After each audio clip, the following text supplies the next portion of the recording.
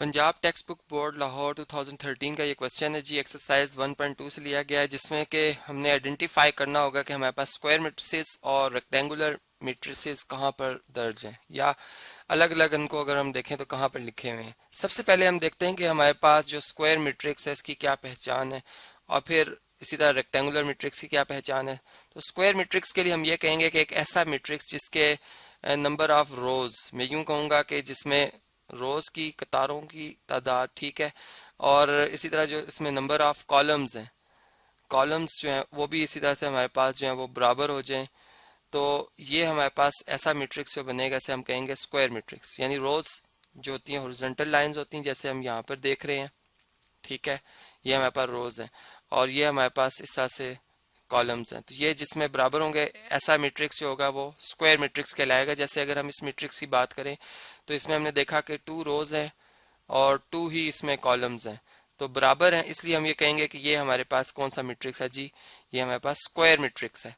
और इसी तरह से इसका ऑर्डर भी अगर हम देखें तो यहाँ पर हम इसका ऑर्डर भी पहचान सकते हैं कि इसका ऑर्डर 2, यानी पहले रोज की तादाद और फिर बाय 2 यानी कॉलम्स की तादाद। फिर इसी तरह अगर हम रेक्टेंगुलर मैट्रिक्स की बात करते हैं तो रेक्टेंगुलर मैट्रिक्स बेसिकली वो मैट्रिक्स होगा फिर कि जिसमें नंबर ऑफ रोज और नंबर ऑफ कॉलम्स जो हैं वो बराबर ना हो। तो मैं इसी बात को जो है यहाँ से कॉपी करता हूँ, और इसके लिए सिर्फ हमने ये कहा कि इसमें बराबर नहीं होंगे। यानी अब ये हो सकता है कि रोज की तादाद ज्यादा हो जाए, कॉलम्स कम हो जाए, या कॉलम्स की तादाद जो है वो ज्यादा हो जाए और रोज कम हो जाए। जैसे अगर हम इस मैट्रिक्स की बात करते हैं तो इसमें अगर हम तादाद गिने तो ये रो 1 है जिसमें 3 लिखा हुआ है, ठीक है।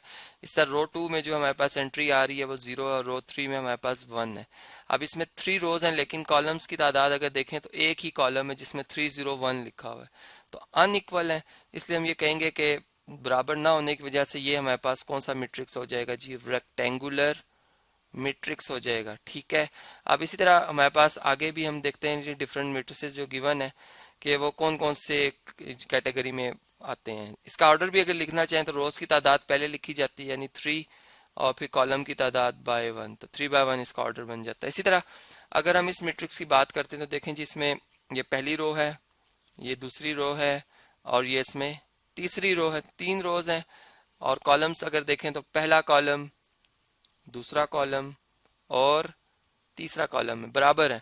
इसका मतलब है कि ये हमारे पास कौन सा मैट्रिक्स है जी, स्क्वायर मैट्रिक्स है। तो इसके लिए मैं वही ऑप्शन जो हमारे पास ऑलरेडी हमने पहले आपसे शेयर किया था स्क्वायर मैट्रिक्स का, वही यहाँ से मैं इसके लिए भी सिलेक्ट कर लूंगा कि ये हमारे पास कौन सा मैट्रिक्स है जी, स्क्वायर मैट्रिक्स है। और चलें जी, यहाँ पर हम इंडिकेट कर रहे हैं कि ये हमारे पास कौन सा मैट्रिक्स है जी, स्क्वायर मैट्रिक्स है। इसी तरह अगर हम इस मैट्रिक्स की बात करते हैं तो इसमें हम ये देख रहे हैं जी कि इसमें कितनी रोज हैं जी, पहली रो, ठीक है, रो 1 है जिसमें 0 0 एंट्री, रो 2 है, इसमें भी रो 3 है, इसमें भी 3 रोज हैं। और कॉलम्स अगर आप देखें तो पहला कॉलम और दूसरा कॉलम, तो ये हमारे पास एक रेक्टेंगुलर मैट्रिक्स होगा। तो इसके लिए मैं यही ऑप्शन जो मैंने ऑलरेडी यहाँ पर लिखा था इसी को मैं यहाँ पर कॉपी कर लूंगा। लेकिन यहाँ से हमें एक और बात भी मालूम हुई है कि ये रेक्टेंगुलर मैट्रिक्स के साथ साथ कौन सा मैट्रिक्स है जी, जीरो मैट्रिक्स भी है। यानी अगर आप देखें तो इसकी तमाम एंट्रीज जीरो हैं, ठीक। चूंकि हमने सिर्फ रेक्टेंगुलर और स्क्वायर को सेपरेट करना, लेकिन चले हमें ये बात यहाँ से मालूम हुई। इसी तरह से अगर हम फर्दर चलते हैं, अगर हम इस मैट्रिक्स के हवाले से बात करते हैं जिसमें कि 3, 10 और 1 आ रहा है, तो इसमें एक ही रो है। आप देखें तो इसमें एक ही रो है। और कॉलम्स कितने हैं, अगर कॉलम्स की तादाद गिनी जाए तो पहले कॉलम में 3 आ रहा है, दूसरे कॉलम में 10 आ रहा है, और तीसरे कॉलम में 1 आ रहा है। यानी फिर इसका मतलब है कि ये कौन सा मैट्रिक्स हो जाएगा जी, ये भी रेक्टेंगुलर मैट्रिक्स होगा, जिसके लिए मैंने यहाँ पर इसको इंडिकेट कर दिया कि हमारे पास रेक्टेंगुलर मैट्रिक्स है।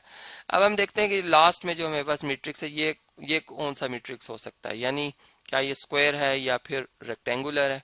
अगर आप इसमें देखें तो इसमें जो एलिमेंट्स है 5 + 3 - 6 है, यानी ये एक ही रो के एलिमेंट है। चले एक हम ये तो कह सकते हैं एक ही रो है इसमें, लेकिन कॉलम्स कितने हैं, क्या 3 कॉलम है, नहीं, इसमें एक ही कॉलम है। यानी 5 और 3 ऐड होंगे 8 आएगा, और 8 में से अगर 6 माइनस करें 2, बेसिकली ये 2 लिखा हुआ है जिसको इस तरह से तोड़ के लिखा गया है। तो अब ये हमारे पास एक ही कॉलम है इसमें, तो हम ये कहेंगे इसमें रोज और कॉलम्स चूंकि बराबर हैं, इसलिए ये हमारे पास कौन सा मैट्रिक्स हो जाएगा जी, स्क्वायर मैट्रिक्स होगा। ये मैंने यहाँ पर इसको लिखा हुआ है, इसी को मैं यहाँ से कॉपी कर लेता हूँ और इसके लिए इसको सिलेक्ट कर लेता हूँ। तो इस तरह से हमने देखा कि हमारे पास जब भी ऐसा मैट्रिक्स जिसके रोज और कॉलम्स की तादाद बराबर होगी उसे हम स्क्वायर मैट्रिक्स कहा करेंगे। और एक ऐसा मैट्रिक्स जिसमें रोज और कॉलम की तादाद बराबर ना हो तो उन्हें हम क्या कहेंगे जी, रेक्टेंगुलर मैट्रिक्स।